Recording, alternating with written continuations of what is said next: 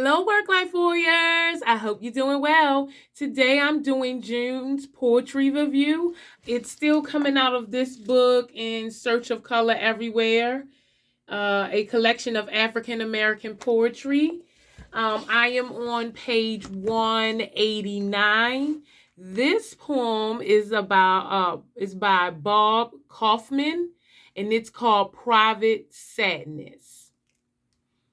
Sitting here alone in peace with my private sadness, barred of the acquirements of the mind's eyes, vision reversed, upended, seeing only the holdings inside the walls of me, feeling the roots that bind me to this mere human tree, thrashing to free myself, knowing the success of these burstings shall be measured by the fury of the fall to eternal peace, the end of all.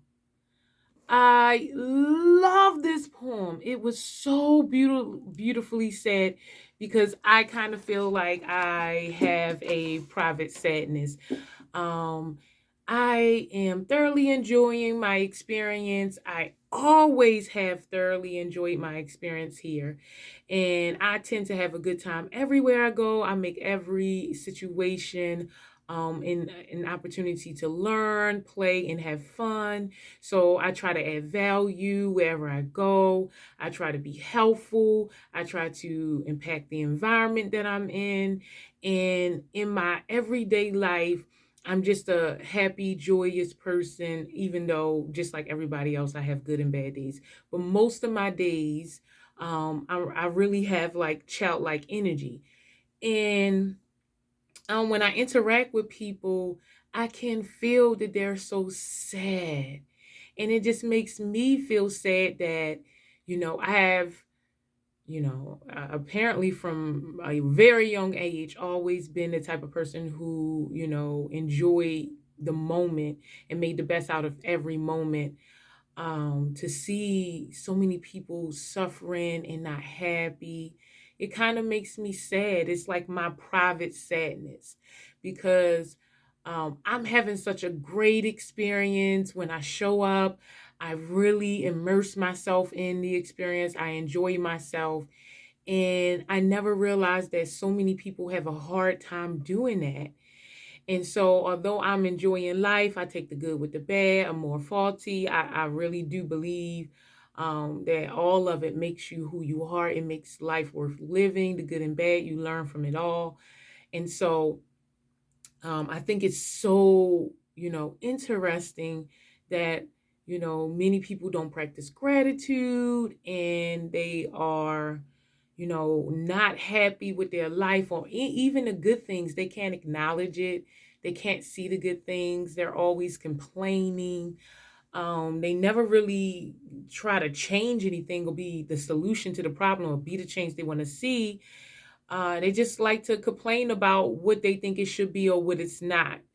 And so it's just so sad that so many of us are so, miserable and unhappy and sad. And although I'm not really having that experience, it makes me sad that, you know, so many of us are sad. And I feel like everyone can relate to this, because even if you're sad or, unhappy in your own life, you can be grateful because you could think about other people who have it, not as good as you. And so it's always kind of like this idea of gratitude, and it doesn't matter how grateful you are about something that you have. On the other side, you have to kind of acknowledge that maybe others are suffering, or others even suffered in getting you what you wanted. And so, although, like I said, pretty much my existence is pretty joyous, I have what I feel like a thorn, which is my private sadness that so many people are not happy, and that not everyone in the world are we're not experiencing the same thing. We're not having the same type of life, or living the same lifestyle, or even have the same standards of living. And it's really sad. And so it's kind of a balancing act for you to learn how to balance, not let it consume you, not let it overtake you. It's kind of like the metaphor where they talk about, not letting water get in your boat, because it's not the water around the boat that sinks the boat, because the boat can float on water. It's the water that gets in the boat that sinks it.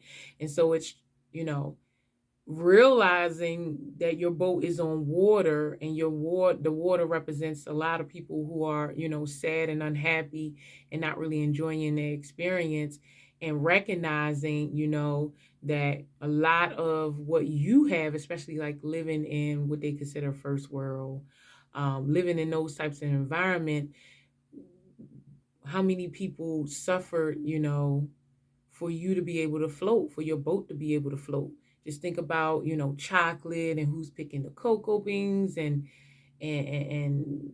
many other things, oranges, and textiles and sweatshops, and the little miners, children miners, just all types of things, and people who don't even have your standard of living, who do these very dangerous jobs for you to, have this beautiful, luxurious lifestyle. And I don't think that any of us should take it for granted. And that's why we should practice gratitude.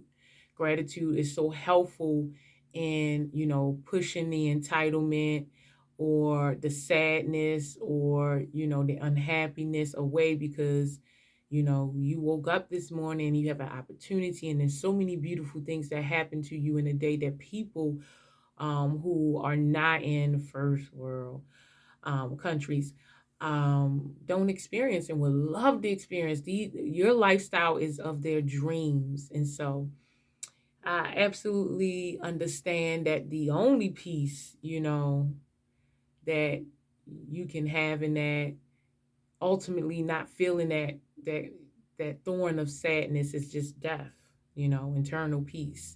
But as long as you are alive, you will have to deal with the realities, because in dealing with them, that's the only way you can keep the water outside of your boat. If you don't deal with the realities, your boat will sink very quickly. So tell me what you think about that poem. Have you read it? What do you think about my discussion of it, my thoughts on it? I would love to hear it. Please share below. And I hope you had a wonderful and productive and joyous June.